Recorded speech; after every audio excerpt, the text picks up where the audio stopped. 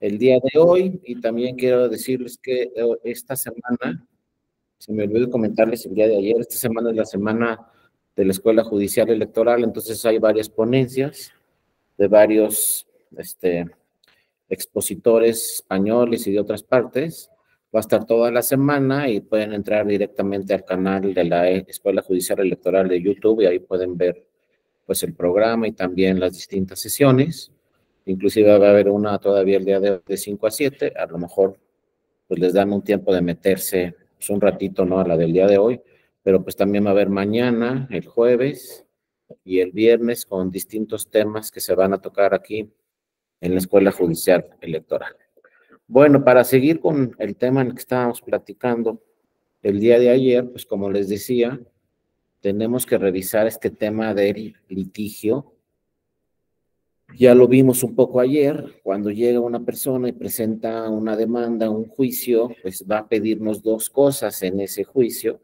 La primera que nos va a pedir, llegar con una pretensión y nos va a pedir, como dicen los italianos, en la pretensión, pues nosotros tenemos que revisar en el tribunal esa pretensión y esa pretensión, como está aquí en la diapositiva, pues se divide en dos cosas. Y es lo primero que tenemos que revisar, pues para de una forma ir revisando más o menos, ¿no? Pues qué pruebas se deben de presentar y qué pruebas debe de tener esa demanda para, en su caso, pues admitirla, ¿no? Y resolverla. La petición se divide en dos temas. La petición, que es lo que se solicita en una demanda al juez. Por ejemplo, puede llegar una demanda aquí al tribunal y decirle, pues, ¿sabes qué? Tribunal Electoral, quiero que se anule una elección en el municipio, ¿no? Que ustedes quieran. Esa petición es muy sencilla de hacerla en una demanda y puede uno llegar y decir, pues quiero que se anule una elección y ya no hay ningún problema, ¿no? Pero obviamente, si nada más dice así la demanda, oye, quiero que se anule la elección, y tu tribunal electoral revisa todas las irregularidades que sucedieron, pues esa es una demanda frívola que en un momento dado puede decidir un tribunal ni siquiera admitirla. Inclusive un tribunal puede sancionar a quien presentó esa demanda, porque es una demanda frívola que no trae hechos, no trae agravios y sobre todo no está ofreciendo o presentando pruebas. Entonces no podemos llegar así nada más a cualquier tribunal, pero en materia electoral, a un tribunal y decirle, oye, quiero que se anule una elección.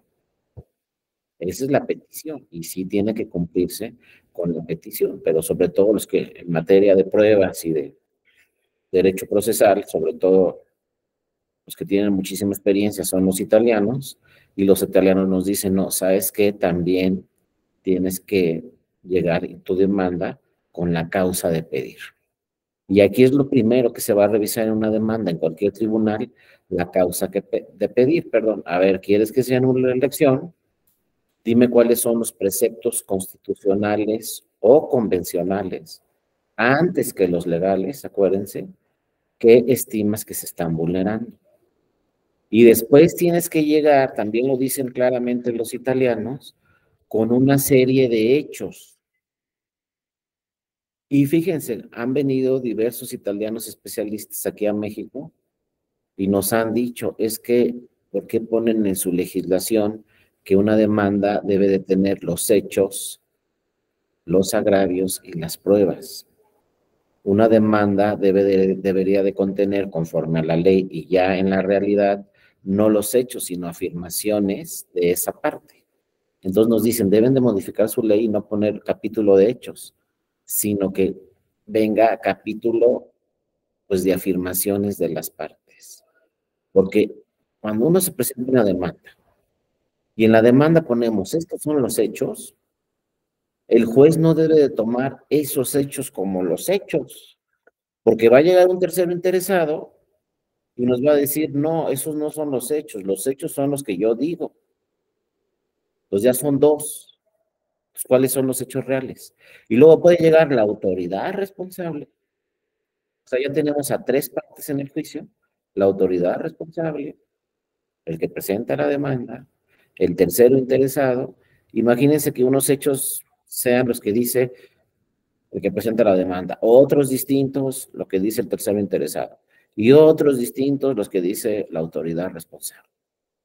Entonces aquí puede llegar, nos puede decir, oye, el que presenta la demanda, quiero que se anule la elección por esto. El tercero interesado que ganó la elección va a decir, eso que está diciendo que sucedió en la elección no es cierto. Y luego puede llegar el INE y decirnos, pues eso que se está diciendo no es cierto, pero por otras razones diferentes a las que está señalando el primer lugar. Entonces ya tenemos 3 hechos distintos. Entonces, ¿por qué ponemos en las leyes, no solamente en las electorales, sino en todas las leyes, dame los hechos, dime los hechos en tu demanda? Abre un capítulo en tu demanda de los hechos, si en realidad ningún juez, ninguna jueza puede tomar eso como los hechos. Precisamente en eso consiste la resolución de un asunto, la resolución de un litigio, en que el juzgador debe de revisar cuáles son los hechos ciertos. De eso se trata. Porque va a llegar una persona, estos son los hechos, va a llegar otra, estos son los hechos, con razones completamente distintas. Entonces, ¿qué se tiene que hacer ahí? Pues revisar cuál de los dos tiene la razón. Y entonces es ahí donde surge el tema y el capítulo de las pruebas. ¿Quién va a tener la razón? Pues el que acredite sus hechos con pruebas. Y ahí es la importancia de las pruebas. Entonces, por ejemplo, en un tribunal, cuando llega una demanda, pues muchas veces lo primero que se revisa es las pruebas que vienen. Ya sabemos que si una demanda se ofrecieron y se presentaron muchas pruebas, pues va a ser una resolución mucho más difícil de resolver que una demanda que nada más tiene una prueba o dos. Pues es más rápido de resolver ese asunto porque solamente presentaron una o dos pruebas. Y acuérdense que en materia electoral, pues no se tiene que ir a recabar más pruebas. O sea, las autoridades electorales, jurisdiccionales, pues no son ministerios públicos para salir allá afuera a recabar más pruebas. Van a resolver con las pruebas que se integren en el expediente.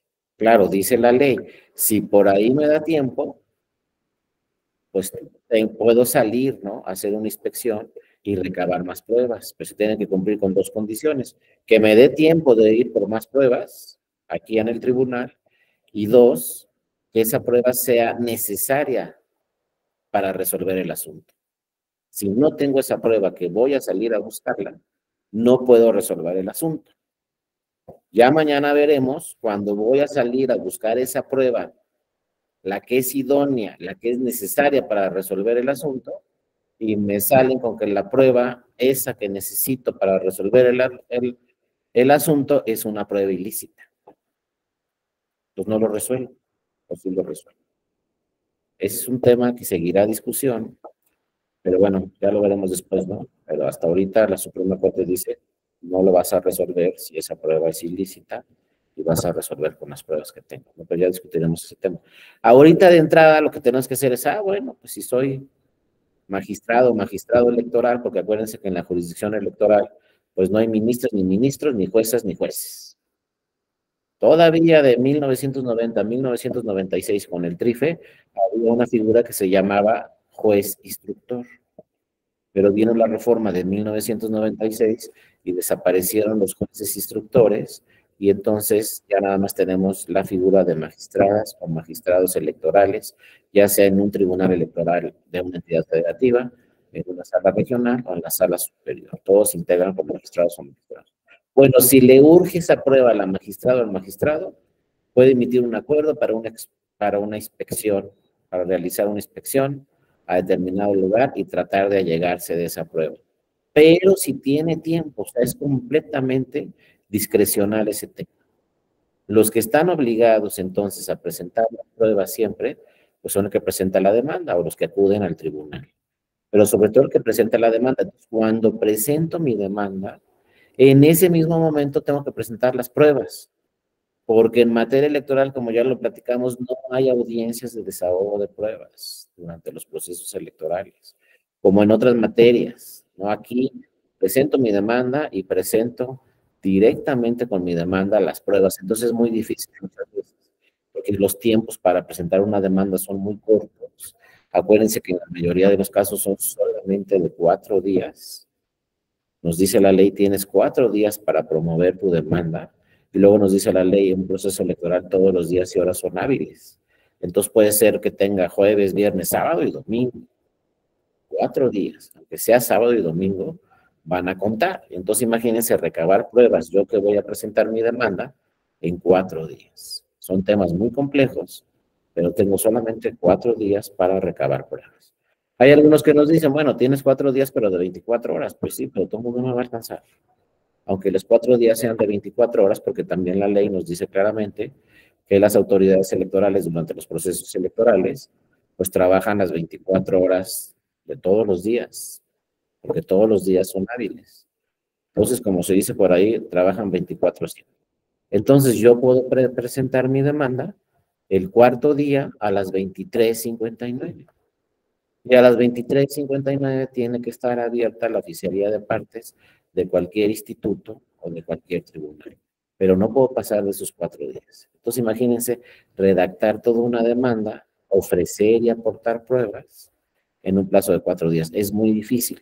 Pero bueno, como dicen los italianos, si quieres que convencer a un juez de lo que estás diciendo es cierto, necesitas en todos tus argumentos,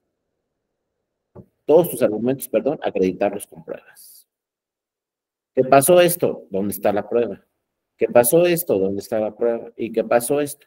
Porque muchas veces también tenemos la experiencia que llega una demanda, llegan, por ejemplo, en la demanda 20 agravios, 40 hojas de demanda, y resulta que los agravios, pues no los pueden sostener con pruebas. Entonces yo como juzgador, ¿cómo voy a decir si es cierto lo que está diciendo esta persona si no tengo la prueba en el expediente? Entonces tengo que tener necesariamente la prueba en el expediente. Entonces dicen los italianos, bueno, en la causa de pedir vienen los hechos, vienen los agravios, pero para sostener todo lo que me estás diciendo, tienes que presentar pruebas y en materia electoral es muy complejo. A ver, quiero que se anule la elección de la gobernatura en Nayarit. Pasaron todas estas irregularidades, se vulneraron todos estos principios constitucionales. Ah, perfecto, pero ¿dónde están las pruebas? ¿Qué pruebas me estás ofreciendo? ¿Y qué pruebas me estás presentando? Pues para que yo tenga la seguridad de lo que me estás diciendo sea cierto y pueda resolver el asunto. Porque a lo mejor el tercero interesado, la autoridad responsable, también va a acudir al juicio y va a llegar con pruebas distintas. Entonces el tema probatorio es fundamental. Todos los asuntos se tienen que resolver necesariamente con pruebas. Solamente hay excepciones. Por ejemplo, cuando hay temas constitucionales, pues ahí no necesitamos pruebas. Por ejemplo, si hay una demanda y le dice al tribunal, oye, quiero que inapliques esta norma porque es inconstitucional, pues ahí no le vamos a pedir ninguna prueba, porque es un tema constitucional que nada más nos está diciendo, esta nueva norma es contraria a la Constitución, inaplícamela a mí. Pues ahí no le vamos a pedir ninguna prueba, pero por lo general todos los asuntos requieren de pruebas. Ahora hay especialistas, ¿no? Como Marina Gascón, que dicen pues que una prueba muchas veces se va a llegar a la verdad con esa prueba, pero muchas veces no vamos a llegar a la verdad.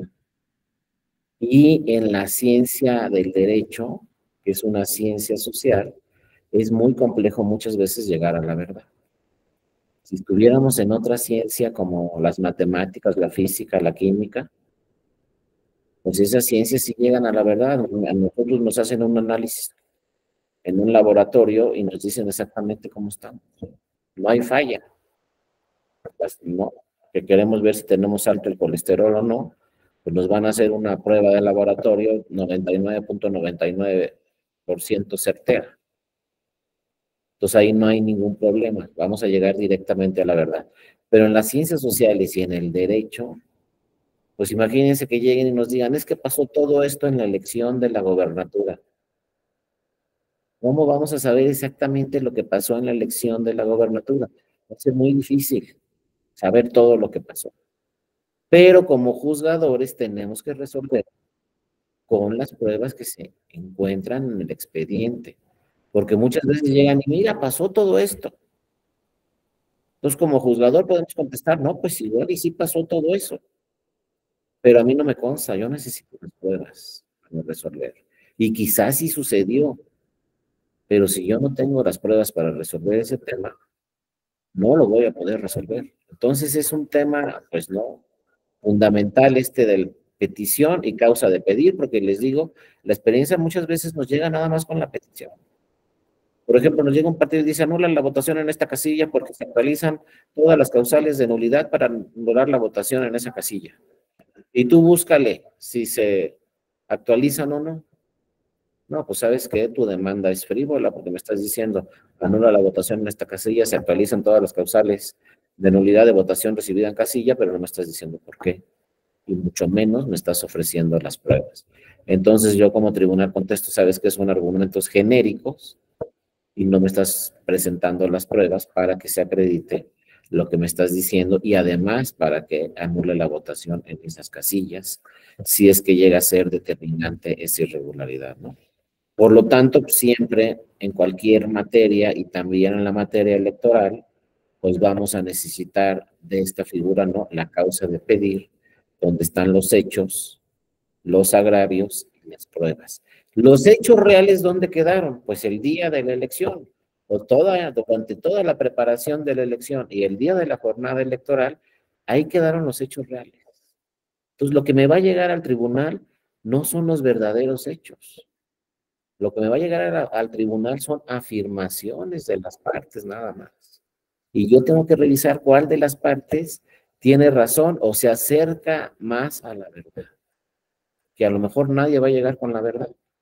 Entonces los hechos quedaron en el pasado, los hechos quedaron el día de la jornada electoral y lo que me llegue al tribunal yo no estoy seguro si son los hechos que sucedieron o si son solamente alguno de los hechos o si no es cierto nada de lo que me están diciendo. A lo mejor me platican que pasaron 1000 cosas el día de la jornada electoral como hechos, pero si no hay pruebas, yo no voy a tener como cierto ninguno de todos esos hechos.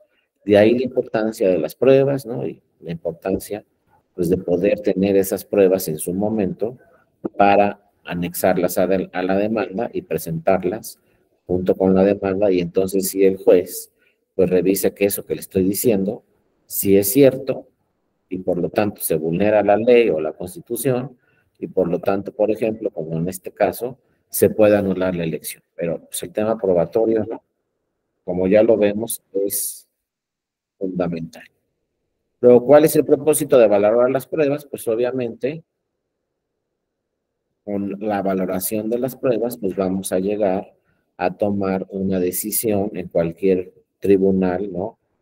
Del país. Pero ese es el verdadero objetivo. Luego, la justificación de los hechos, como ya vimos, tenemos que identificar primero entonces todos los hechos que vengan en la demanda. Acuérdense que en la demanda los hechos pues, pueden venir no solamente en el capítulo de hechos, o a lo mejor en la demanda no le pusieron capítulo de hechos, nomás nos narraron una serie de circunstancias que esos son los hechos, ¿no? Pero como a mí muchas veces me han dicho los magistrados, revisa toda la demanda desde la primera página hasta la última página porque puede haber hechos en la primera página, en la última página, en el capítulo de hechos o en el capítulo de agravios o en el capítulo de pruebas, podemos desprender hechos en cualquier parte de la demanda. Entonces no me puedo ir directamente a capítulo de hechos, porque esos hechos pueden estar por todos lados. Y acuérdense que en materia electoral aplica esta figura de la suplencia de la eficiencia de la queja. Entonces, a lo mejor me están narrando un tema que según el que presentó la demanda no es un hecho, y si es un hecho, entonces pues, tengo que revisar toda la demanda. Ya que encuentre todos los hechos que están narrados en toda la demanda, pues viene el siguiente paso, que es la debida comprobación de todos estos hechos, y luego vienen las razones de derecho. Ver hasta dónde nos alcanza con las pruebas que se ofrecieron para que el agravio sea fundado o sea infundado, sea inoperante, inatendible, etcétera, y hasta dónde también nos alcanza para que se cumpla con la pretensión de que presentó la demanda. Por ejemplo, que se anule la elección. A lo mejor si llegan muchos hechos, se comprueban esos hechos con pruebas, pero aún así no nos alcanza, quizá, para anular una elección. Entonces, no solamente con acreditar pruebas, ya nos va a alcanzar para que se cumpla con nuestra pretensión. Hay que revisar todo, pero sí, la primera leída que le damos a la demanda, pues tiene que ser una leída completa, total, todas las páginas, no irnos al capítulo de hechos y digan 1, 2, 3, 4, 5, pues trae 5 hechos. Y luego irnos al capítulo de agravios y a 1, 2, 3, 4, 5, trae 5 agravios. A lo mejor en las pruebas viene otro agravio. O a lo mejor en los hechos no son hechos, son agravios. Y así, ¿no? Pero entonces tenemos que darle una leída completa a toda la demanda, ver dónde se desprenden hechos, ver dónde se desprenden agravios y luego, pues, comprobar esos temas con las pruebas que se ofrezcan en el expediente. Y luego viene un caso que ya hemos visto en otras ocasiones de interpretación.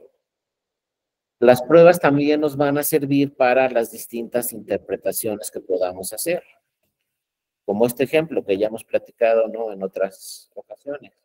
Si yo les digo es pato o es conejo, pues muchos me van a decir que es pato, porque lo que está de mi lado izquierdo son las orejas, es el pico del pato, ¿no? Y otros me van a decir, no, lo que te está de tu lado izquierdo son las orejas del conejo. Y cada quien lo puede interpretar. Si este es un dibujo y alguien me dice es un conejo y punto, pues lo puede interpretar como un conejo y se puede resolver el asunto que es un conejo y a ver quién me puede decir, no, no, no es un conejo, porque es un dibujo. Ahora, si yo les digo un pato, ¿quién me puede decir, no, no, no, no es un pato? Pues tampoco, porque es un dibujo. ¿Y por qué les digo que es un dibujo? No vamos a tener pruebas para acreditarlo. Pero si esto fuera real y estuviera ahí en la naturaleza, entonces sí, de lo que vamos a necesitar son las pruebas, y las pruebas rapidísimo, rápidamente, nos van a decir si es un pato o es un conejo. Porque si lo vemos no físicamente en la realidad, pues si tiene plumas es pato, no hay de otra. Y si no tiene plumas, pues es un conejo, y luego revisamos, mira, son las orejas, o no, mira, es el pico. O sea, ya viéndolo en la realidad, tenemos las pruebas suficientes para afirmar con toda certeza si es un pato o si es un conejo. Entonces evita las interpretaciones, que muchas veces son muy cuestionadas las interpretaciones que realizan los tribunales. Las pruebas muchas veces nos van a servir de forma definitiva para no hacer interpretaciones. Si yo esto lo veo en la realidad, pues inmediatamente cualquiera de ustedes me va a decir, no, pues ¿sabes qué? Es un pato, es un conejo. Si está en un lago nadando, pues es obvio que es un pato, pero si está en la pradera corriendo así muy rápido, pues es obvio, ¿no?, que es un conejo. Esas son las pruebas. Este es un caso muy lógico, pero para eso nos van a servir las pruebas, sobre todo en muchos casos, para no hacer distintas interpretaciones. La prueba nos va a decir, mira, es esto, como lo que platicábamos ayer, ¿no?, de la prueba pericial antropológica. A lo mejor tengo 20 testimoniales que me dicen, sí, pertenece a una comunidad indígena por esto, esto y esto y esto. Nacimos en el mismo lugar, etcétera. Pero también puedo tener otra parte que me diga, no es una persona que pertenece a una comunidad indígena por esto, esto y esto y esto y esto y esto, y a lo mejor me anda convenciendo. Pero con una prueba pericial voy a salir del problema, que ni siquiera la hice yo como tribunal, sino contraté a una persona especializada para que desahogara esa prueba pericial, y lo que me diga va a ser lo cierto. Y esa prueba antropológica pericial quizá si se acerque o esté muy cercana de la verdad. Entonces, salí de interpretaciones del tribunal. ¿Quién más sacó de esas interpretaciones que a lo mejor le daba por este lado, a lo mejor me iba por este lado? ¿Quién me sacó de todas esas interpretaciones? Pues la prueba idónea, ¿no? La pericial antropológica, que no se equivoca y que me va a decir si es una persona indígena, entonces no le revoque su registro. No es una persona indígena, revócale y se acabó el problema, ¿no? Ese es el tema importante de las pruebas. Y luego la argumentación, este es otro tema, también es otro tema de otro diplomado, pero por ahí, cuando tengan tiempo, pues también tenemos un diplomado de interpretación y argumentación jurídica, también muy importante, que su base, pues también muchas veces son las pruebas que se encuentran en un expediente. Y luego lo que se llama el nexo causal, este también es una figura muy importante, un concepto que manejan también los italianos, que en la elección presidencial del 2012 se manejó mucho, ¿no? Porque en el 2012, con motivo de la elección presidencial, pues, se presentaron más de 5,000 pruebas. Y ahí en muchas pruebas se contestó, ya vi la prueba, ya la tengo aquí la prueba, ya desahogué la prueba, pero ¿sabes qué? No hay un nexo causal. Entonces el nexo causal tiene que demostrar que esa prueba fue para algo, que fue para causar un agravio, para afectar una elección o para afectar un proceso electoral. Por ejemplo, llegaron, nada más les voy a dar un ejemplo de la elección presidencial. Llegó un tráiler y se bajaron 6 o 7 animalitos. Era un cerdito, un pato, algo así, no me acuerdo bien, creo que había un borrego por ahí. Bueno, se bajaron 5 o 6 animalitos. Los ofrecieron como... Entonces, el secretario general de la sala superior, pues, le tomó fotografías de esos animalitos y ya se los llevaron, pero ya certificó las pruebas y luego se contrató a un veterinario que nos dijera exactamente de qué animalito se trataba y cuál era su edad y todo. Y nos dijeron, es que les ofrecemos estos animalitos como prueba de que hubo compra del voto porque se repartieron a la ciudadanía. Entonces, imagínense aquí cómo vamos a agregar este concepto de nexo causal. Llegan unos animalitos y nos dicen, con esto se compró el voto. Pues no me estás demostrando nada si me traes en un tráiler unos animalitos y los bajas en el tribunal y me dices, con esto se compró el voto. Muy difícil, no hay ningún nexo causal. Entonces, siempre que se ofrezca o se presente una prueba, debemos de tener a relacionarla exactamente con algún hecho. Porque nada más así, pues puedo presentar 500 animalitos, ¿no? Pero se compró el voto con esos 500 animalitos y pasamos de animalitos. En ese 2012 también se ofrecieron, por ejemplo, tarjetas Soriana, que tenían puntos para ir al súper. Pues primero había que desahogarlas, luego tendría que ser una pericial, luego a lo mejor imagínense por ahí que si tuvieran puntos, las utilizaron, y luego imagínense ya en el peor de los casos, que no sucedió así, ¿no? Pero que sí utilizaron esas tarjetas, porque, o sea, ¿cómo me demuestras que se las utilizaron? No pudieron demostrar ni que tenían puntos las tarjetas, no había nexo causal. Pero imagínense que sí hubieran demostrado que tenían puntos. Bueno, muy bien. ¿Cómo me vas a demostrar que lo utilizó una persona y que esa persona al utilizar esa tarjeta Soriana después fue y votó por la persona que le dio la tarjeta, por el candidato que le dio la tarjeta, o el partido que le dio la tarjeta? ¿Dónde está el nexo causal? Una cosa es una tarjeta que me ofrezcas como prueba, y otra cosa muy distinta es que demuestres que utilizaron esa tarjeta, que compraron cosas en el súper, y que al utilizar esa tarjeta y comprar, cambió el sentido de mi voto, y entonces ya voté por el que me regaló la tarjeta. Imagínense todo lo que hay que demostrar. Y entonces eso se llama, no es la figura del nexo causal. Pero ¿saben qué? En el 2012 se ofrecieron así cajas llenas de tarjetas Soriana. Lo único que se averiguó ahí, estaban nuevas, no se habían utilizado.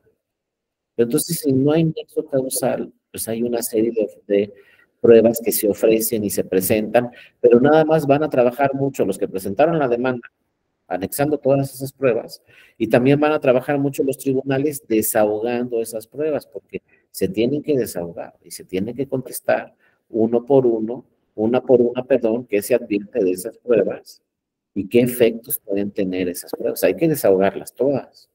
Si nos presentan muchísimos videos, hay que desahogarlos. Como sucedió en el 2012, pues también llegaron cientos y cientos de USBs con videos y había que ver el video, desahogar el video, levantar un acta circunstanciada de qué se apreciaba en el video y luego si se podría demostrar alguna irregularidad con ese video, ¿no? Yo, por ejemplo, yo en lo personal de repente vi un video y me decían, es que anula la votación en la casilla porque se está quemando el paquete. Vi un video con un paquete quemándose. Y por ahí decía el video también, elección de la gobernatura en Veracruz. Entonces yo lo primero que dije, ¿qué tiene que ver ese video de una elección, de una gobernatura en Veracruz con la elección presidencial? No había nexo causal. No sé por qué ofrecieron eso USB con irregularidades que sucedieron en la elección de Veracruz un año antes de la elección presidencial. El problema es que el tribunal, si tiene que desahogar todos esos videos, tiene que levantar un acta circunstanciada, tiene que decir cuáles son las circunstancias de modo, tiempo y lugar, y si de alguna forma se está afectando o no algún principio constitucional o la votación en una casilla o toda una elección con ese solo video. Entonces, muy difícil acreditar este tema que les digo del nexo causal, pero los partidos políticos muchas veces presentan una serie de pruebas que no tienen nexo causal y entonces de todos modos se van a desahogar, pero no van a llegar a ninguna conclusión. Sí, Julio César, buenas tardes, adelante, te escuchamos. Doctor, buenas tardes, compañeros. Oiga, una pregunta. A ver, yo tengo que, a mí me rige un principio de legalidad. Yo tengo que cumplir los requisitos que me marca la ley. Y la ley me establece que yo tengo que acreditar hechos y aportar las pruebas que demuestren esos hechos. Mi pregunta es, ¿existe una ley que me imponga acreditar el nexo causal? Porque solamente tengo una sentencia, un criterio. Sí. La Corte Interamericana ya ha abordado varios asuntos donde se transgrede el principio de taxatividad. Donde yo tengo la imposición en la norma electoral de que yo tengo que acreditar el nexo causal. La ley solamente me dice acredita los hechos. Y yo me aboco a demostrar los hechos. Pero por un criterio, tengo que acreditar esto. ¿Esto no sería contrario al principio de taxatividad? No lo sé. Quisiera saber su opinión. Sí, así es, Julio César. El problema es que, como dicen los italianos, necesariamente tengo que acreditar el nexo causal porque a lo mejor yo estoy ofreciendo una prueba. Como les decía, este video es una prueba. Yo desahogo el video y está un paquete quemándose. Pues sí, ahí está el video, es un paquete quemándose. Pero ese paquete, ¿de qué elección es? Eso es lo que me refiero con nexo causal. También tengo que decir, oye, mira, es de la elección presidencial, es de la casilla tal, en el distrito tal, en el estado tal, y además un solo video no me va a alcanzar. Tendría que vincularlo con otra serie de pruebas, ese video, porque si no hay nexo causal, como pasa aquí. De repente en ese video nos dimos cuenta que era un video de la elección de la gobernatura de Veracruz un año antes. Y nos estaban diciendo, anula esta casilla por la elección presidencial del 2012. Y resulta que el paquete era de la elección de la gobernatura del 2011 de Veracruz. Entonces, sí es una prueba, sí se está quemando un paquete, pero no hay nexo causal con lo que tu pretensión es que se anule la elección presidencial, no la de Veracruz, que ya pasó hace un año. Entonces, no hay nexo causal. Ahí está la prueba, es evidente, se desahoga, pero de nada sirve tu prueba porque no tiene nada que ver con tu pretensión de anular la elección presidencial. Por eso nos dicen, ofrece pruebas, pero que tengan un nexo causal con los agravios que estás señalando y con los hechos. Tus hechos se refieren a la elección presidencial. Entonces no me presentes pruebas que se refieren a la elección de la gobernatura del año pasado, porque no se van a atender esas pruebas. Sí, Julio César, te escucho. Sí, doctor, digo, en esa parte sí le entiendo. O sea, pues sí, no puedo hablar de hechos diversos. Una elección presidencial, elección de Veracruz, pues sí, digo, claro, nada tiene que ver. Pero si hablo del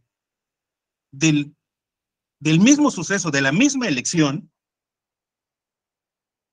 entonces, mi pregunta es esa. A ver, yo ya cumplí con lo que me dice la ley. Y la ley me dice, aporta pruebas. Y yo ya aporté pruebas de que se están quemando las boletas electorales de la elección que yo estoy impugnando. Ahí está el video. Es más, te aporto todo y se está quemando. ¿De dónde, en qué dispositivo legal se me impone la carga de yo acreditar un nexo causal. Sí, o sea, no, sí, exactamente, Julio César, no lo dice claramente la ley, pero si yo estoy ofreciendo una prueba, pues obviamente ese tribunal no va a dar por hecho lo que dice esa prueba, no lo va a tener por cierto. El tribunal, cualquier tribunal, va a tener que valorar esa prueba. Y al valorar esa prueba, lo primero que va a buscar el tribunal es un nexo causal. A ver, se está quemando un paquete. Pues ahí sale en el video que se está quemando un paquete. Pero seguro las boletas de ese paquete eran de la elección presidencial o eran de senadurías o de diputaciones. O a lo mejor eran de la jefatura de gobierno. Entonces yo voy a admitir esa prueba, como lo señalas muy bien, pero tengo que irme al nexo causal. Ya admití la prueba, pero la voy a valorar. Y voy a revisar que esas boletas se refieran a la elección presidencial. Si no se refieren a la elección presidencial, a lo mejor son del Senado de la República o de diputaciones, lo que ustedes quieran, pues no hay nexo causal, y entonces de nada va a servir que me hayas presentado esa prueba si no tiene nada que ver con la elección presidencial. Son boletas de la elección del Senado de la República. Entonces, siempre cualquier autoridad, aunque no esté en la ley claramente la figura de nexo causal, va a decir, a ver, se están quemando las boletas. Fíjense, no lo tengo que revisar yo. Tu partido político, tu candidata o tu candidato me tienes que demostrar que esas boletas que se están quemando son de la elección presidencial. Tú me lo tienes que demostrar a mí y tienes que demostrarme ese nexo causal. Porque si no me lo demuestras tú a mí, pues yo no soy Ministerio Público para salir a investigar dónde está ese paquete, si se quemaron esas boletas y si son de la elección presidencial. Tú me lo tienes que demostrar a mí. Entonces, necesariamente, aunque no se diga gramaticalmente, tú me tienes que acreditar el nexo causal. Entonces, a ver, en las circunstancias de tiempo, modo y lugar, explícame por qué son boletas de la elección presidencial si no se aprecia bien en el video. ¿Qué tal si son boletas de la elección de senadurías o de diputaciones o jefatura de gobierno, alcaldías o diputaciones de la Ciudad de México? Ese es el tema, ¿no? Que es un tema que viene en la teoría de los italianos. Es que no llegues nada más y presenta la prueba. Acredítame con esa prueba que efectivamente te está refiriendo a lo que me estás señalando en tus hechos y en tus agravios, y me estás hablando que quieres que se anule la elección presidencial. Entonces yo tengo que saber necesariamente que esas boletas son de la elección presidencial, pero tú me lo tienes que demostrar.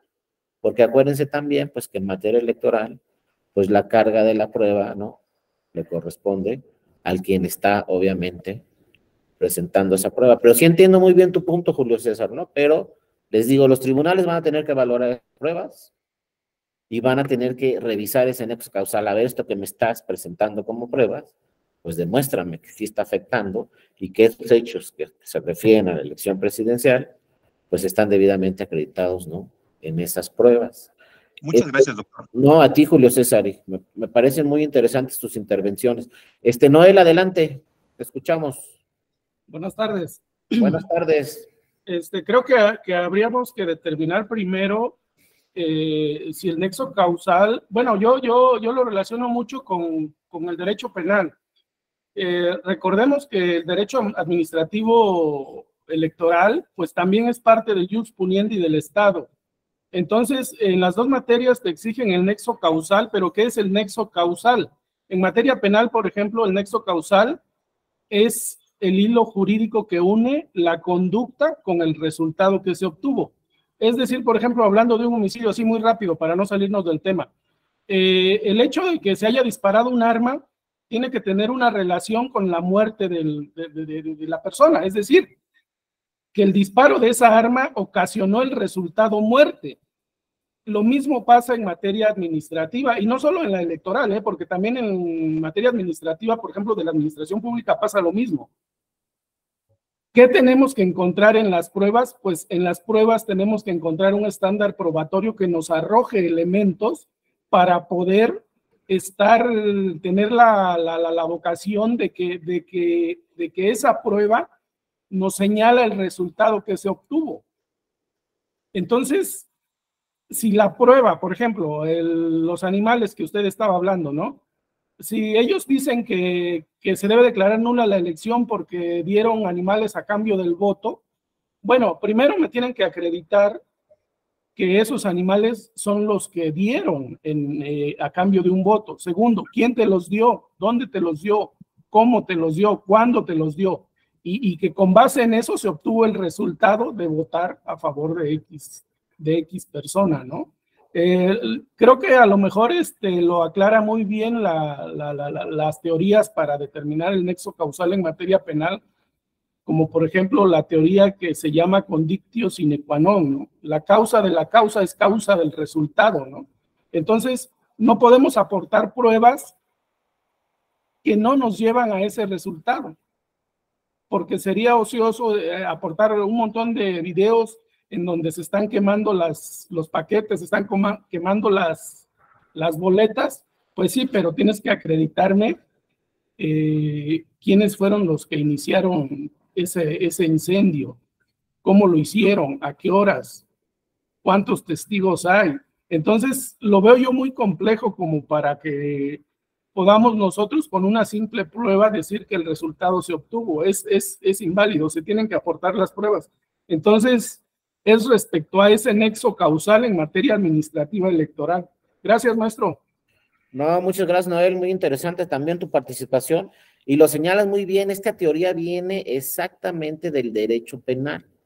Acá lo ajustó la Sala Superior, ¿no?, al derecho electoral, pero es una teoría que viene del derecho penal, que han trabajado muchísimo tiempo los italianos, y ya en lo que se puede lo trajimos a la materia electoral, y se aplicó en materia electoral, ¿no? Como se dice, mutatis mutandis, lo que nos sirve del penal lo traemos al electoral, pero con sistemas distintos, pero el fondo es el mismo, y lo explicas muy bien, Noel, ¿no? Ese tema, ¿sabes qué? Pues me tienes que acreditar efectivamente que esa prueba tiene relaciones directas con el hecho que me está señalando y con el agravio que me está señalando. Sí te voy a admitir la prueba, pero a la hora de valorar la prueba, y es un tema muy distinto a acreditar el tema del nexo causal, porque así nos llegaron, no saben, les digo, más de 5,000 pruebas se presentaron en la elección presidencial. Había una bodega ahí en la Sala Superior llena de pruebas, pero fue muy difícil que se acreditaran estos temas del nexo causal. Ahora también se le entiende muy bien a los partidos políticos. Oye, pues tienes 4 días para revisar todo lo que pasó en el país, para presentar pruebas de todo lo que pasó en el país en 300 distritos, pues solamente tienes 4 días. Porque en materia electoral no es que a las 2 semanas llego con más pruebas. La ley dice, con tu demanda tienes que presentar todas las pruebas. Después ya no vas a poder presentar ni una sola prueba, solo las supervenientes, pero ese es el problema en materia electoral, que no se tiene en otras materias. En materia electoral llego con mi demanda y tengo que llegar con todas las pruebas, y tengo que redactar mi demanda en 4 días, y si es elección presidencial es lo mismo. Eso es lo mismo que se ha cuestionado. Oye, no es lo mismo impugnar un distrito que impugnar 300 distritos. Pues obviamente no es lo mismo, pero sí se tiene el mismo plazo. Si yo impugno la elección de diputaciones federales, tengo 4 días para revisar lo que pasó en un distrito, pero si impugno la elección presidencial, pues también tengo 4 días para revisar lo que pasó en 300 distritos. Entonces, ¿cómo va a ser igual? Pues no es igual, pero los plazos siguen iguales, entonces siempre se tiene que revisar eso. Por ejemplo, les doy otro ejemplo muy importante de la elección presidencial del 2012. Llegó el partido político que quedó en segundo lugar y le dijo al tribunal, oye, se compró el voto porque se repartieron despensas en todo el país. Pero a ver, si yo les pregunto, ¿se pueden repartir despensas o no se pueden repartir despensas en un proceso electoral? Con 1 litro de leche, 1 litro de aceite, 1 kilo de arroz, 1 kilo de frijol, etcétera. Ya saben, las que reparten, ¿no? ¿Se pueden repartir o no? Fíjense, ahí empieza la entrada. Yo les pregunto, ¿se pueden repartir despensas o no? Nos vamos a 2012, porque ahorita ya cambió la ley, ¿no? Pero a ver, ¿en el 2012 se podían repartir despensas o no? ¿Era compro del voto si se repartía una despensa o no? Y entonces uno de los agravios era, mira todas las despensas que se repartieron. 2, nos ofrecieron como prueba unas bolsas de un color con el emblema de un partido político, y adentro de la bolsa venía la despensa. Entonces, sí se ofrecieron muy bien las pruebas, pero yo les digo, ¿se podían recibir esas despensas por la ciudadanía o no?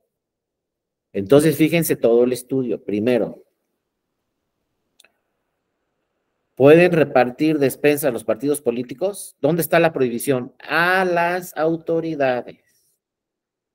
O sea, los gobiernos municipales, los gobiernos estatales y el gobierno federal no puede repartir despensas. Está estrictamente prohibido, porque se puede entender como presión en el electorado. Y además son recursos públicos y hay una prohibición muy estricta de que cualquier entidad de gobierno no puede repartir despensas y comprar el voto.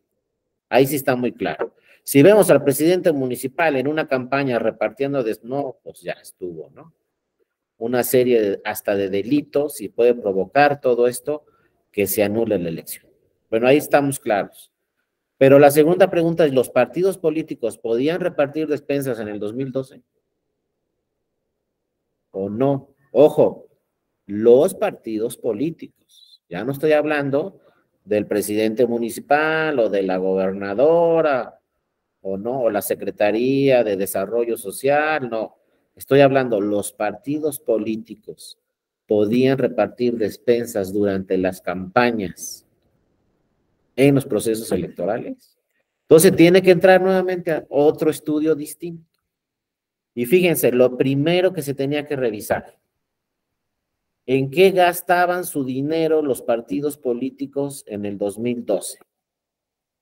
¿En radio? No. Ya estaba la reforma de 2007, todos los minutos en radio son gratuitos. Entonces ahí se ahorraban su dinero los partidos, mucho dinero. Tiempos en televisión, que se lo gastaron en el 2006, donde más se gastaron su dinero los partidos políticos, un 80, un 90% de su financiamiento público, se lo gastaron los partidos contratando tiempos en televisión. 2006. Para el 2012 ya eran gratuitos los tiempos en radio y televisión. Con la reforma de 2007 quedó muy claro que todos los tiempos en radio y televisión son gratuitos. El INE va a decir cuánto tiempo le corresponde a cada uno de los partidos políticos y sus candidaturas, y todas las televisoras están obligadas a transmitir esos minutos que le ordene el INE de forma gratuita. No hay de otra. Entonces tampoco gastaban los partidos políticos su dinero en radio ni en televisión. Para el 2012, imagínense los partidos con un muy buen financiamiento público, dijeron, oye, ya no voy a gastar en radio, oye, ya no voy a gastar en televisión. Pues me va a quedar el 80% del financiamiento público. ¿Ahora en qué me lo voy a gastar? Y entonces por ahí dice la ley, propaganda utilitaria.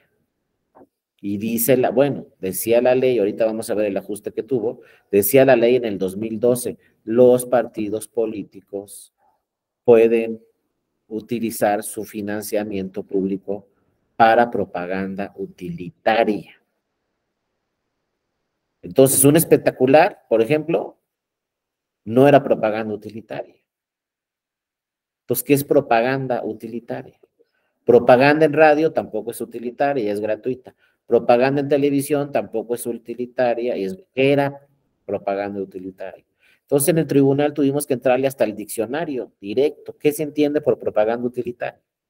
¿Y saben qué decía el diccionario? Propaganda utilitaria es aquella que es útil para el que la recibe. Útil para el que la recibe.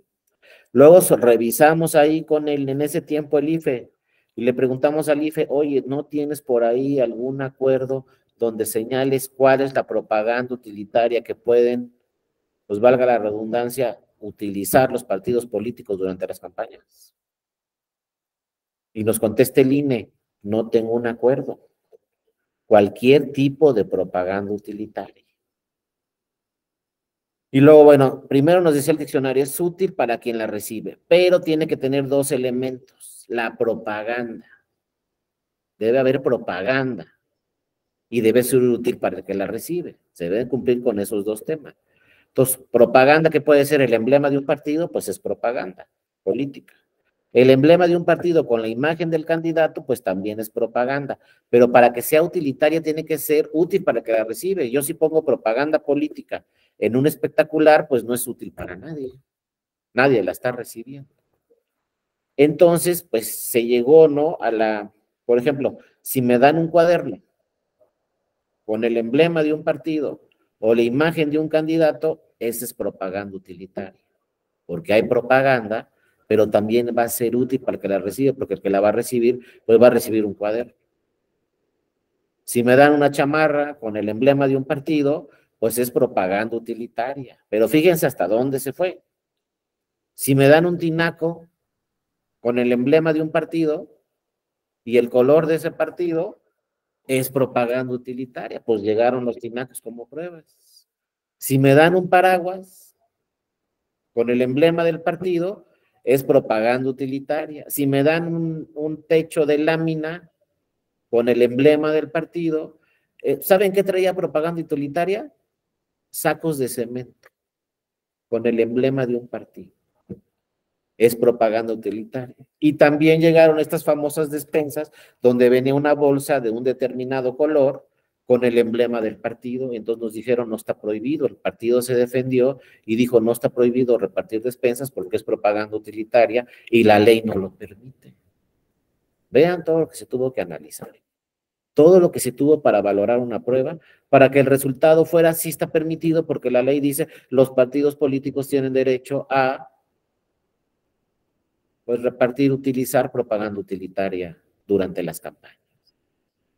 Y entonces todo eso era utilitario, si me daban una regla también, si me daban una calculadora también, si me daban un lápiz, si me daban una gorra, lo que me dieran con que viniera la propaganda del partido, pues era propaganda utilitaria y estaba permitida por la ley. Entonces, ¿dónde está la sanción?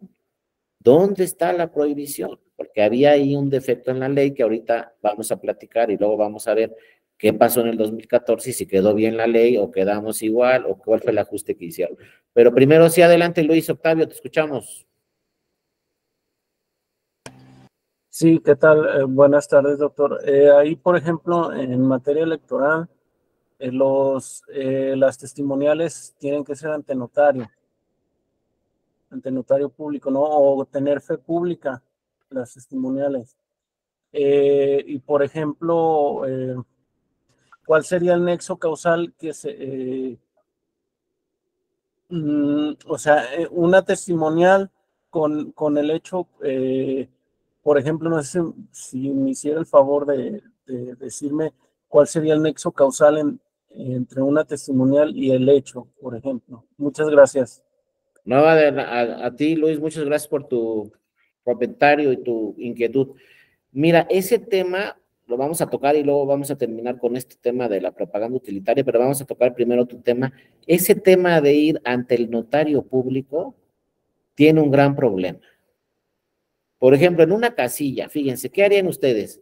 Si en una casilla hay una persona presionando a los electores que están en la fila, diciéndoles, ¿sabes qué? Vota por este partido.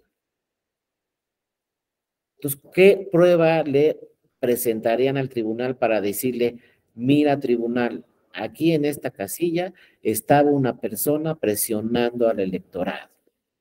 Puede haber varias, una foto, puede haber un video, o muchas veces ha sucedido lo que dice Luis Octavio, pues voy al notario para tener una confesional o una testimonial. El problema es que si voy al notario y le digo, oye, notario, ¿sabes qué? En la casilla tal donde yo voté hay una persona que me estuvo presionando y estuvo presionando a todos los de la fila para que votaran a favor de tal partido. Pues, ¿qué va a hacer el notario? Va a levantar un acta de fe de hechos, pero que realmente, como dice Luis Octavio, es una confesional o una testimonial, como ustedes la quieran llamar. Va a decir el notario, pues vino fulanito de tal y me está diciendo que en la casilla hay una persona presionando a los electores. A lo mejor todavía le dice fulanito de tal hora a tal hora. Y ya la firma el notario. Pero ¿qué valor probatorio tiene eso? No le consta al notario. Ese es el problema. Entonces, ¿qué dice el tribunal? No tiene valor probatorio pleno.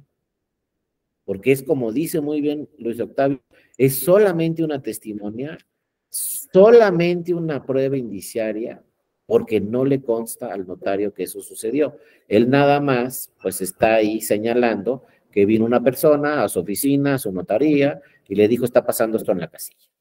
Pues entonces, ¿cuál es la solución? La primera solución para dar como cierto ese tema sería que el notario fuera a la casilla. Pero créanme, si ustedes ven un notario en una casilla dando fe, pues vamos a tener mucha suerte. Porque no nos alcanzan ni siquiera los notarios para las casillas. Simplemente en el 2024 se van a instalar 170,000 casillas. Entonces, ¿a qué hora vamos a llevar 170,000 notarios? Y justo en ese momento que está sucediendo la irregularidad en la casilla. Va a estar en chino. Pero fíjense cómo el sistema electoral, recuerden dos cosas muy importantes del sistema electoral, que luego se nos van y parece tan lógico, pero luego no pensamos. Si yo les pregunto así, díganme rápido, ¿quién cuenta los votos en una elección? Bueno, ¿quién va a contar los votos en la elección de 2024? Me van a contestar el INE. Todos nos equivocamos, ¿eh? ¿Quién cuenta todos los votos de todas las elecciones en todas las entidades federativas, senadurías, diputaciones y presidencia de la República? ¿Quién va a contar esos votos? Ahorita te doy. A ver, Mónica, ¿te escuchamos? ¿Los funcionarios de las mesas directivas de casilla? Así es, Mónica, pero ¿ellos quiénes son? ¿Trabajan en el INE? No. Sí, Mónica, perdón. No trabajan en el INE. No trabajan en el INE, como muy bien dice Mónica. ¿Quiénes entonces van a recibir los votos en el 2024? Las ciudadanas y los ciudadanos. Nosotros. Pocos países en el mundo, pero México, los votos los contamos nosotros, no los cuenta nadie, porque hay tanta desconfianza y se ha generado tanta desconfianza desde hace tantos años que el sistema electoral dice, bueno, pues que la ciudadanía cuente los votos, para que no haya problema. Bueno, primer lugar, es la ciudadanía. Pero ¿qué otra cosa tiene el sistema electoral muy importante? Hay representantes de los partidos en todas las actividades electorales. ¿En la casilla representantes de los partidos? Sí. ¿Qué van a hacer? Vigilar que esté haciendo bien las cosas la ciudadanía y que está contando bien los votos. Luego, ¿en el consejo distrital o municipal hay representantes de los partidos? Sí. Vigilando que hagan bien su actuación las autoridades electorales. En el consejo estatal, ¿hay representantes de los partidos? Sí. En el Consejo General, máximo órgano del INE, ¿hay representantes de los partidos vigilando? También. Pues el sistema electoral de México tiene dos elementos muy importantes. El voto lo recibe la ciudadanía y los partidos políticos están vigilando todas las actuaciones de la ciudadanía y después del INE y de los institutos estatales electorales. Entonces, imagínense decirle a las ciudadanas y ciudadanos que en ese momento, como dice Mónica, son funcionarias y funcionarios de mesa directiva de casilla, oye, ¿sabes qué? Pues si hay aquí una irregularidad, imagínense decirle al presidente que es nuestro vecino y que además de que el presidente de la casilla es nuestro vecino y tiene toda la responsabilidad, pues es biólogo. Porque puede ser biólogo, físico, químico, veterinario, arquitecto y es el presidente de la casilla. Imagínate decirle, oye, vete al notario y levanta una fe de hechos, una testimonial, una confesional. Lo primero que nos va a decir el biólogo, ¿de qué me estás hablando? O sea, yo no soy abogado. No sé ni qué es prueba documental, ni qué es prueba pública, ni qué es valor probatorio pleno, ni qué es prueba... No entiendo nada. Entonces, es muy eficaz el sistema, porque el sistema nos dice, ese presidente de la casilla no tiene que ir al notario.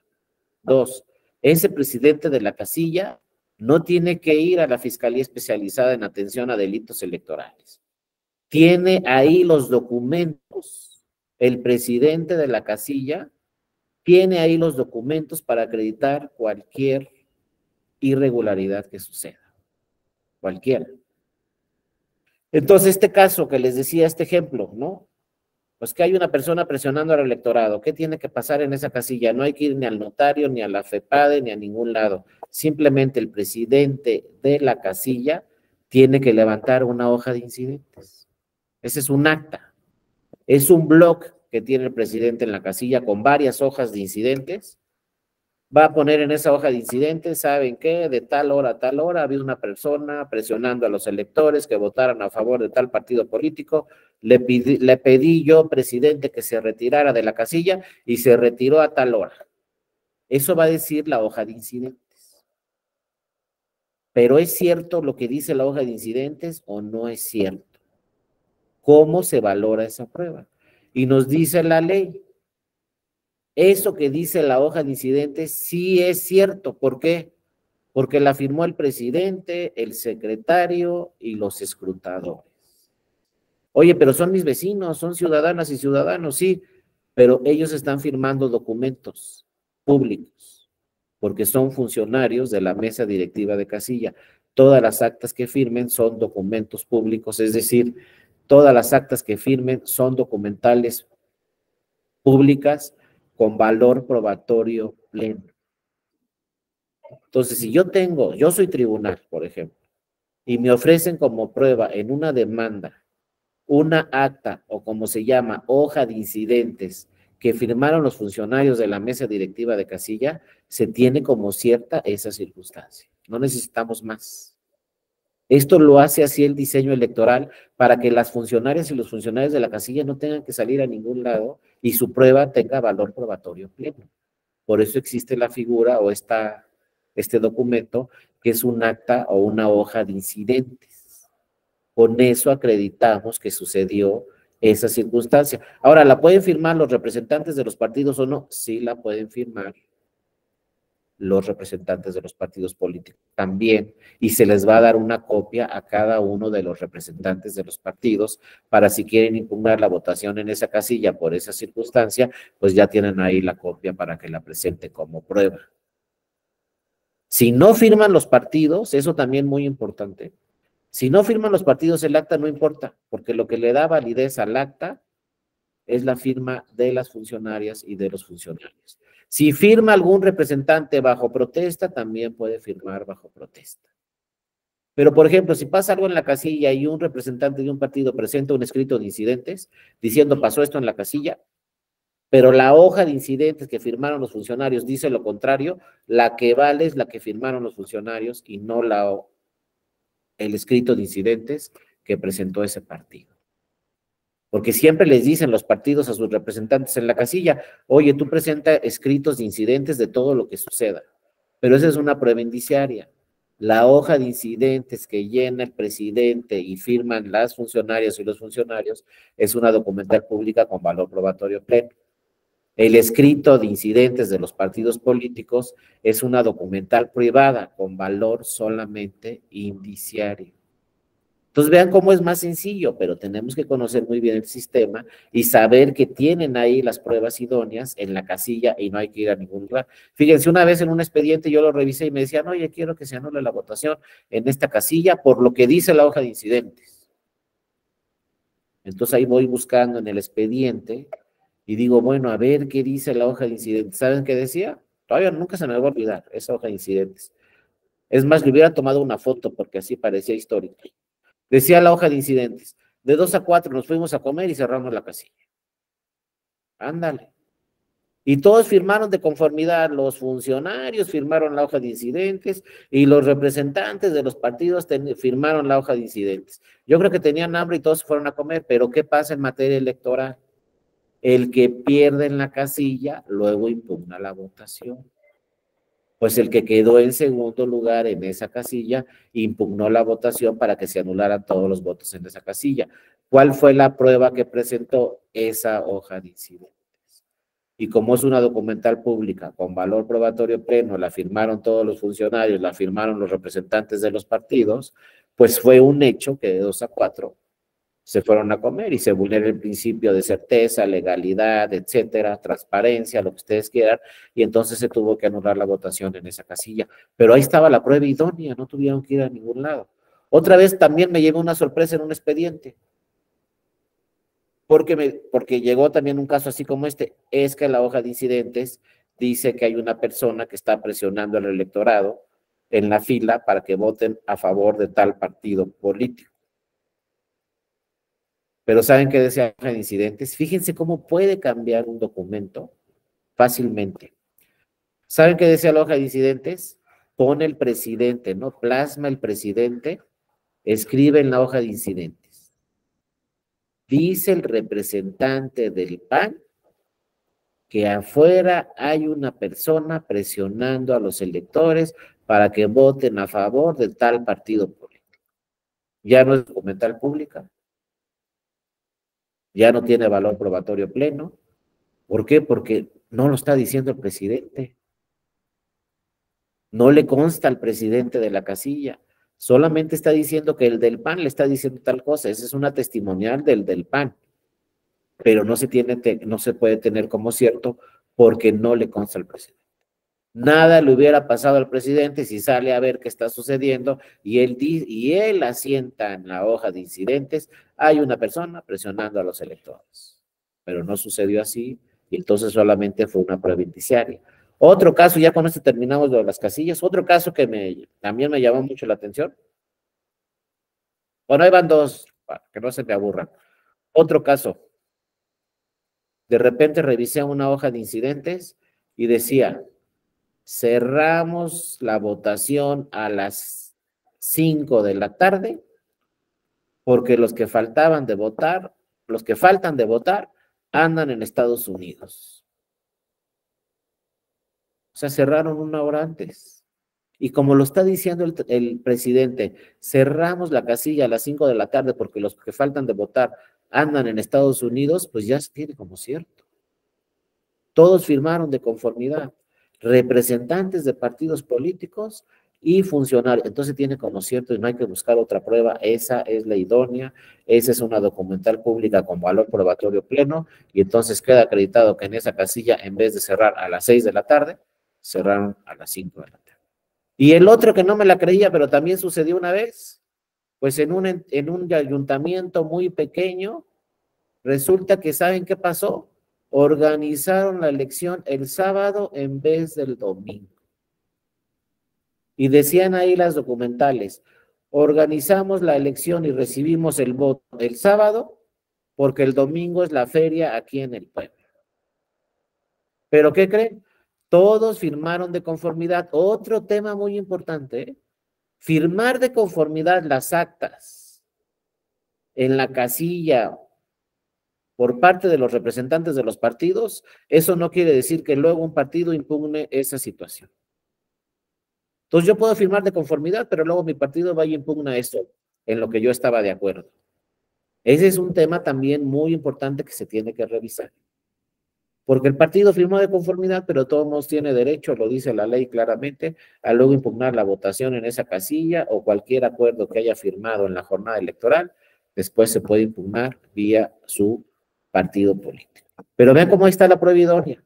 Otra prueba idónea, ¿no? El acta de escrutinio y cómputo. Fíjense, les voy a platicar un caso y ya luego nos pasamos al otro que se quedó a la mitad de propaganda utilitaria, pero un caso también que me llamó mucho la atención en el Estado de México. En el Estado de México, en un ayuntamiento muy grande, pues iban empatados y empatados. Y ya faltaban 2 casillas. Llega la penúltima casilla y prácticamente seguían empatados. Entonces la última casilla iba a resolver quién ganó y quién perdió.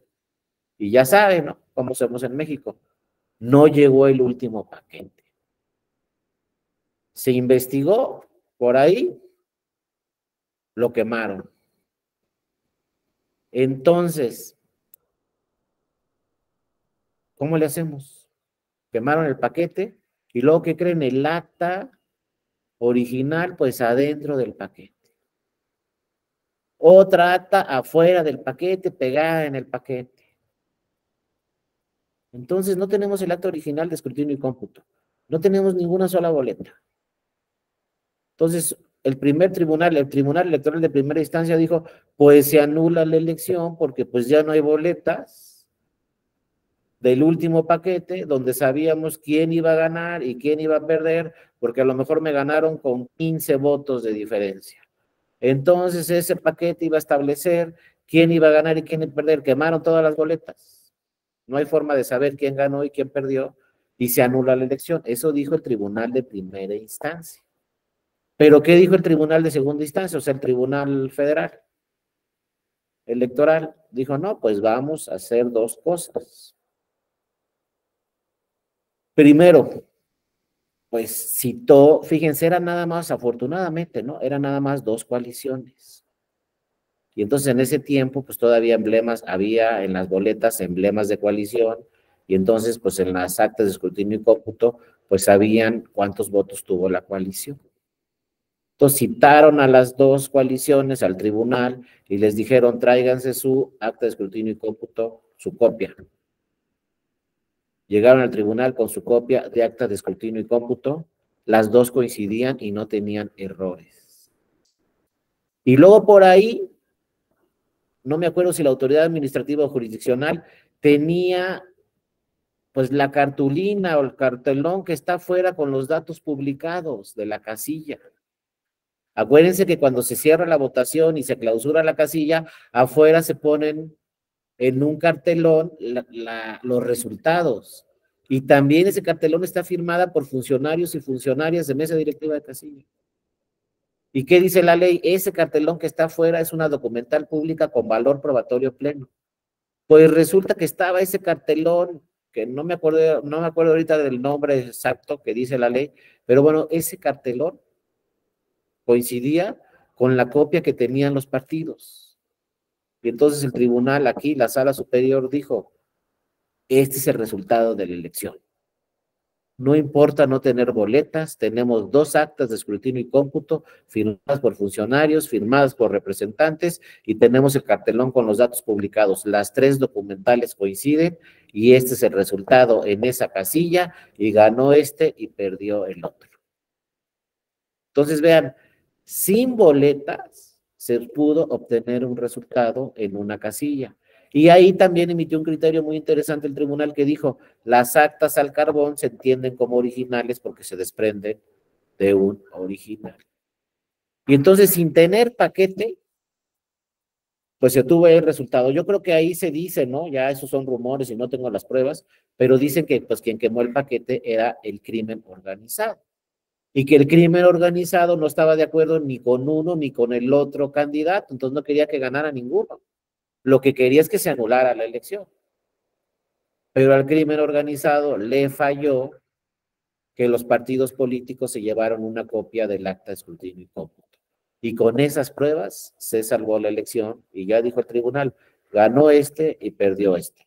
Entonces vean cómo hay pruebas que no les damos la suficiente importancia.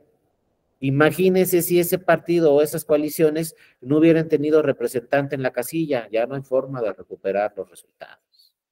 Por eso para el 2024 también todos los partidos dicen, oye, pues son 170,000 casillas y ¿qué crees? Tenemos que tener un representante en cada una de las 170,000 casillas. Pues imagínense un partido que dice, pues voy a tener que conseguir, ¿no? 170 representantes por casilla. Ahora, otro podría decir, fíjense, otro también interesante, pues vamos en coalición, entonces un representante por coalición, no. Aunque vayas en coalición, cada partido tiene que tener su representante, porque acuérdense que aunque vaya en coalición, pues cada partido va a tener sus propios votos. Pues cada partido tiene que defender sus votos, aunque sea la misma candidatura en una coalición. Por ejemplo, ¿qué pasó en el 2018 con el PES? Pues el PES iba en coalición con López Obrador. López Obrador ganó la elección, es nuestro presidente en este momento y el PES perdió su registro. ¿Por qué perdió su registro el PES? Porque en las casillas no votaron por el PES. ¿Y qué pasó? Que luego el PES fue y le dijo al tribunal, oye, se hizo mal el cómputo, la distribución de votos entre los tres partidos de la coalición y le dieron más votos a los otros dos partidos y menos votos a mí. Por eso entonces cada partido político tiene que tener su propio representante en la casilla, aunque vayan en coalición, porque un escrutador puede sacar una boleta y decir, pues este voto es para el PES Y a lo mejor el PT dice, no es para el PES, es para mí. Aquí escrutador, fíjate muy bien, y esa boleta, el voto es para el PT, no es para el PES. Y el PES va a decir, no, es para mí, y los dos son de la coalición. Pero cada uno quiere llevarse sus votos, obviamente, ¿para qué? Es un mismo candidato, pero el partido quiere llevarse sus votos, pues de entrada para no perder su registro, que fue lo que le sucedió al PS en el 2018, dio su registro porque no alcanzó el 3%. Y si yo hubiera sido presidente del PES, pues se me anda dando un infarto porque tuvo el 2.8%. Estuvo muy cerca, pero no alcanzó el 3%. Entonces van a ver que en el 24, pues vayan o no en coalición, cada partido va a tener ahí su representante, y si hay candidaturas independientes también. Y todas esas pruebas se las van a dar a cada representante. Le van a dar el acta de jornada electoral, una copia. El acta de escrutinio y cómputo, una copia. El acta de clausura, una copia. Y la más importante que podría ser es esta, la hoja de incidentes, donde se puede acreditar cualquier irregularidad. También le van a dar una copia de todas las hojas de incidentes que se levanten en la casilla. Esas son las pruebas principales en un proceso electoral e idóneas para acreditar algo en una casilla. Entonces, ojo, el representante de un partido se va a llevar 4 pruebas el día de la jornada electoral, 4 de entrada. Se va a llevar copia de jornada, como ya vimos, escrutinio y cómputo, hoja de incidentes y acta de clausura. Con el acta de escrutinio y cómputo, como muchas veces se escanea, pues ya los partidos políticos prácticamente 1 o 2 horas después de la elección ya saben cuál es el resultado en todas las casillas vía el acta de escrutinio y cómputo que le dieron al representante de la casilla. Le dan el acta, le toma una foto, la manda al partido, van haciendo toda la sumatoria y ya a las 2 horas el partido político pues sabe exactamente cuál fue el resultado en esa elección vía el acta de escrutinio y cómputo que le dan al representante. Pero ojo, no es nada sencillo tener, como les digo, para el próximo año 170,000 representantes, uno en cada casilla, los cuales van a firmar estas actas y les van a dar una copia de todas y cada una de estas actas. Bueno, esas son pruebas idóneas muy importantes, todas son documentales públicas y tienen valor probatorio pleno. El otro tema que dejamos ahí pendiente es la propaganda utilitaria. Bueno, en el 2012 el Tribunal Electoral dijo, pues es propaganda utilitaria y no está prohibida. Todo lo que tenga imagen de un partido, de un emblema, de una candidatura es propaganda utilitaria y está permitida. El único requisito es que sea útil esa propaganda para quien la recibe. Y obviamente la deben de repartir los partidos. Está estrictamente prohibido que la reparta esa propaganda cualquier orden de gobierno, municipal, estatal o federal. Pero si son los partidos, pues están en su derecho. Pero entonces ahí el partido que impugnó la elección presidencial en el 2012, pues cuando viene la reforma electoral del 2014, dice, no, pues ¿saben qué? Vamos arreglando este tema, porque si no, en la próxima elección del 2015, pues van a llegar paraguas, van a llegar postales de cemento, van a llegar techos de lámina, van a llegar bicicletas, licuadoras, lavadoras, todo lo que tenga el emblema del partido, pues se va a repartir.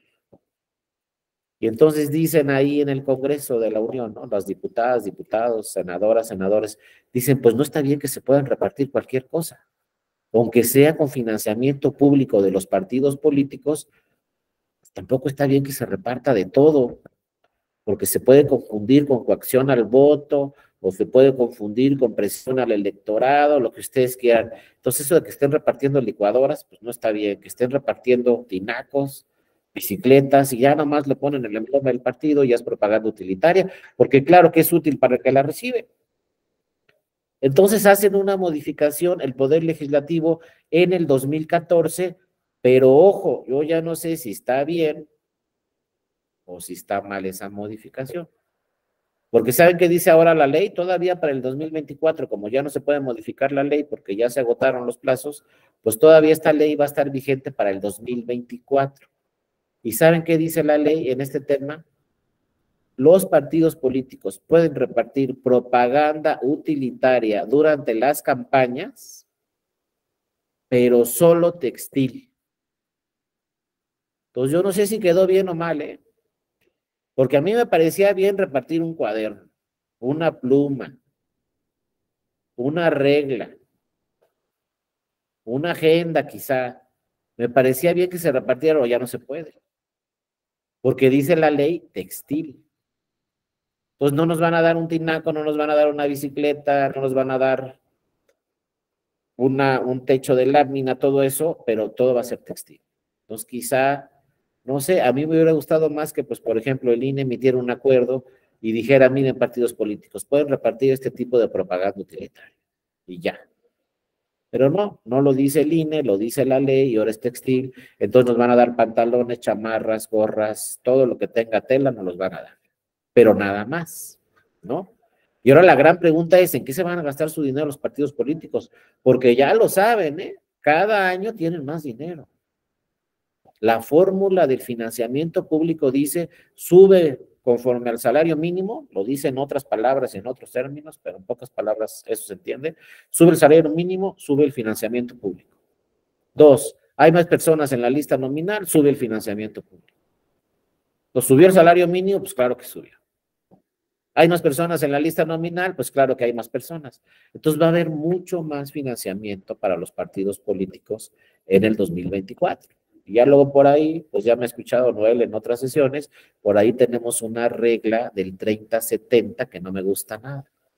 Porque de ese financiamiento público va a ser 30% igual para todos, pero 70% conforme te fue en la elección anterior. ¿Cuál es la elección anterior de diputaciones federales? La del 2021. ¿A qué partido le fue muy bien? A Morena. ¿A qué partido le fue muy mal? Al PT y al PRD. Entonces, fíjense, más o menos, así como un ejemplo, para el 2024, si le dan a Morena 100 pesos, al PRI y al PAN le van a dar 60. Al Verde y a Movimiento Ciudadano 30. Y al PT y al PRD, que tuvieron muy poca votación en el 2021, le van a dar 10 pesos de financiamiento público.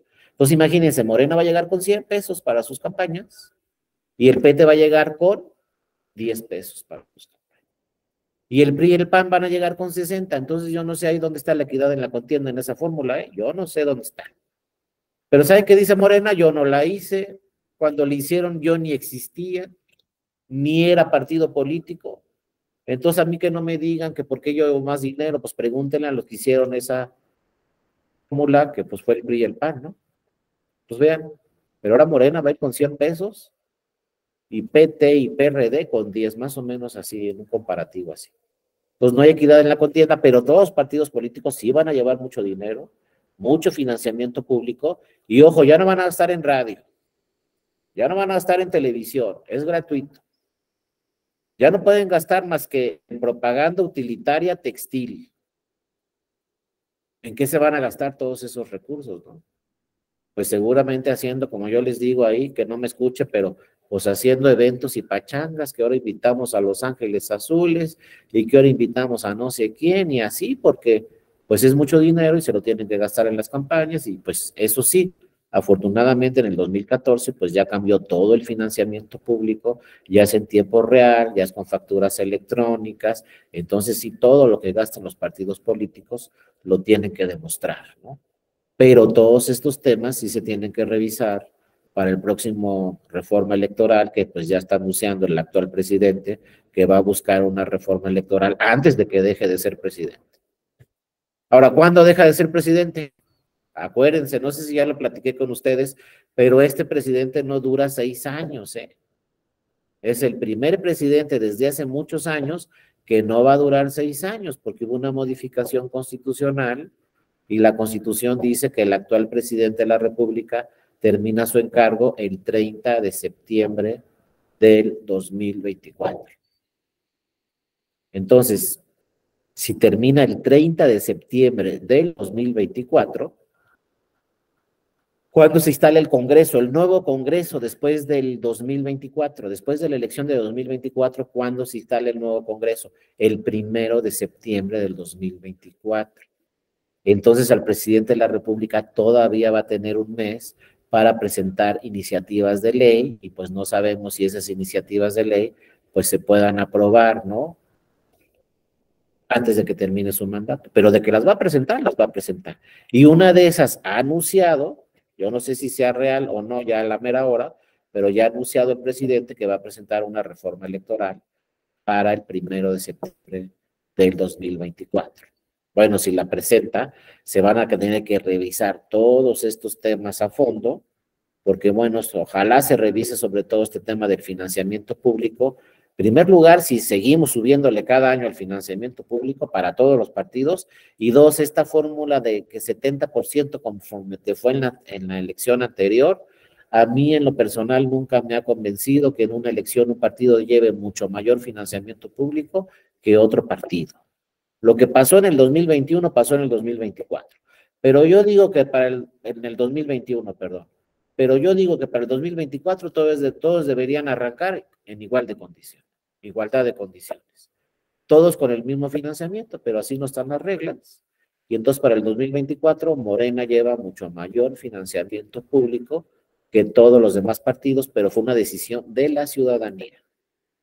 Porque los que votaron por Morena en el 2021 fue la ciudadanía, entonces el sistema dice, si la ciudadanía decide votar en mayoría por ese partido, entonces ese partido va a llevar mayor financiamiento público para el 2024, porque así lo decidió la ciudadanía, pero les digo, sigan pensando en este tema de la equidad en la contienda. Oye, si estamos en una carrera, todos tenemos que salir igual. No uno con 10 pesos y el otro con 100, pero bueno, así está el sistema. Son temas de otros diplomados, pero se los dejo ahí, ¿no? De tarea, porque pues seguramente si nada más terminando la elección, van a ver, se va a empezar a hablar y hablar y hablar del tema de una reforma electoral. Y pues quizá el presidente, sí, el 1 de septiembre del año que entra, presente iniciativas de reforma constitucional y de reforma legal electoral. Entonces hay que revisar desde ahora todos estos temas y luego a ver cómo impactan en el 2024, a ver qué tenemos de la ley que sirve para el 2024 y qué tenemos en la ley que tenemos que modificar porque no sirvió, no tuvo consecuencias en el 2024 positivas y entonces hay que reformar esos temas. Ya veremos qué pasa con esto de la propaganda utilitaria, pero esto fue desde el 2014, entonces a partir de 2015 pues ya todos los partidos políticos saben que la propaganda utilitaria solamente puede ser textil. Entonces si por ahí les regalan un tinaco, ahora sí está prohibido. Por ahí les regalan una despensa, pues ahora sí está prohibido. Nada más hay que recibir gorras y todo, y que el partido me dio una gorra, pues que yo voy a recibir de todos, no importa. No, pero es nada más textil. En las campañas no pueden repartir ningún otro tipo de propaganda utilitaria a los partidos políticos. Pero además, para mí es mejor la utilitaria que se gaste todo su dinero en espectaculares, por ejemplo. Esos luego hay que pintarlos de blanco. ¿Y cuánto costaron?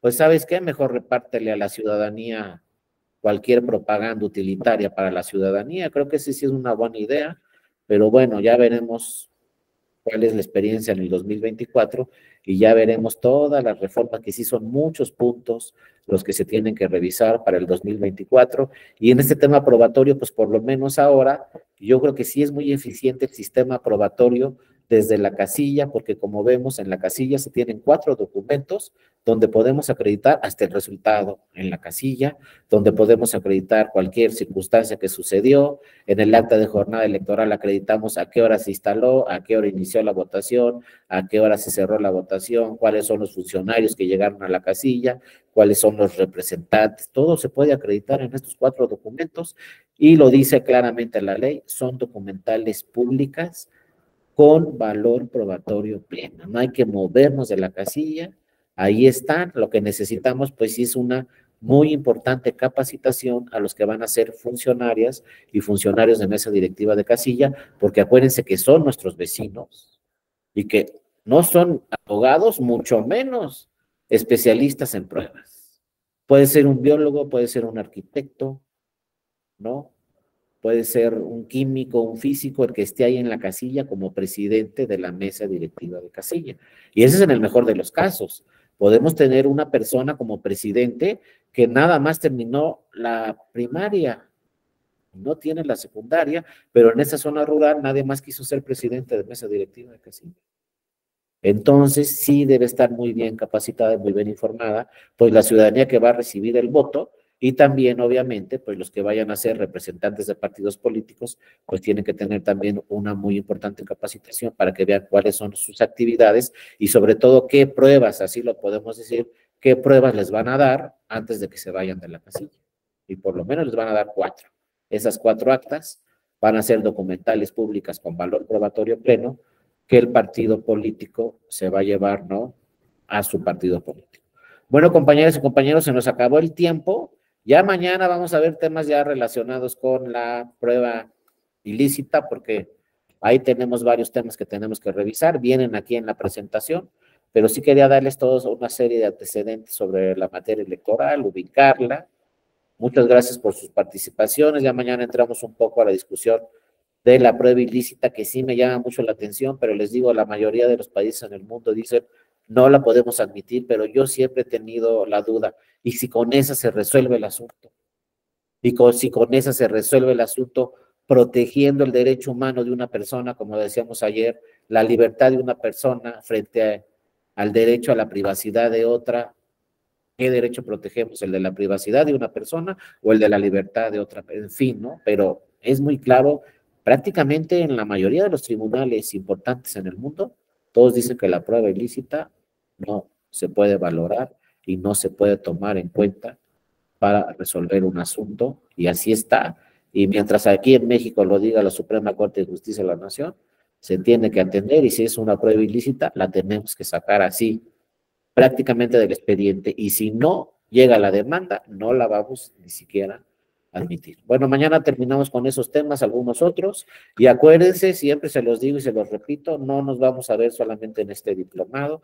Cuando ustedes quieran, yo estoy siempre a sus órdenes en mi correo electrónico dario.mora@te.gov.mx, y también esta presentación está a sus órdenes mañana terminando la sesión. Quien quiera toda esta presentación de ayer, hoy y mañana, me escribe a mi correo electrónico y con todo gusto se las hago llegar. Bueno, que tengan una excelente tarde. Si pueden hoy, mañana o en la semana, entren al canal de YouTube de la Escuela Judicial Electoral y van a ver cómo estamos aquí con diferentes ponencias de personas muy importantes, algunos de España, donde nos están platicando muchos temas que suceden en Europa, que también los podemos aplicar aquí en México. Bueno, por lo pronto, muchas gracias a todas y todos. Le agradezco también a Jessica, que mi compañera de la EJE, que le dé seguimiento a esta presentación. Cuídense mucho, les mando un abrazo, nos vemos mañana. Hasta luego. Muchas gracias, profesor. Víctor, Julio César, Gisela, Selena, muchas gracias, Luis Octavio, gracias. Gustavo, Gabriela y Víctor, un abrazo para todas y todos. Gracias, Mónica, también, y Laus. Nos vemos mañana. Gracias.